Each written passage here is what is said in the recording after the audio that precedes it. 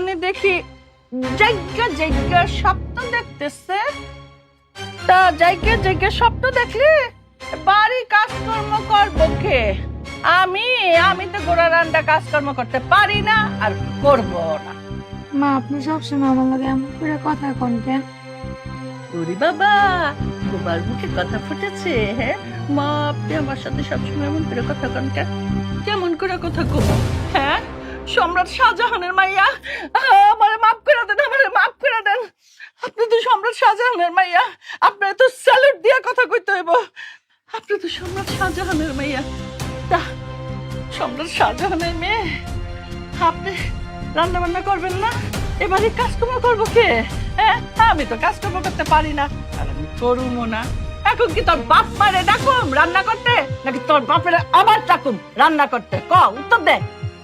মা আমার বাবার এমন না করলেও পারতেন আপনি।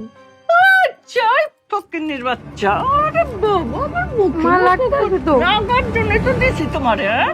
লাগার জন্যই তো দিছি। আমি যেটা কমু খালি চুপ করে শুনবি, কোনো কথার উত্তর দিতে পারবি না। আরেকটা কথা, বাপে যে আইছিল, হ্যাঁ ফকিন্নির বাচ্চা ফকিন্নি, তার বাপে যে আইছিল, এইটা যেন কোনক্ষর আমার পোলার কানে না যায়। মনে থাকবো কথাটা? কবি আমার পোলারে বললে কি করব জানোস? তোর জিব্বাটা টান দেয়া বাই করো, কুচ করে ছুরি দিয়া একটা ফেলাবো। একটা ফেলালে কি হইব? তুই আর কথা কইতে পারবি না, তুই বোবা থাকবি, বোবার শত্রু নাই। তখন আমার পোলার কাছে কেউ নালিশও করতে পারবো না, আমি আমার পোলার কাছে ভালো থাকবো। মনে থাকবো কথাটা? যা যা এবার যা, ঘরে কাম কাজ কর, যা।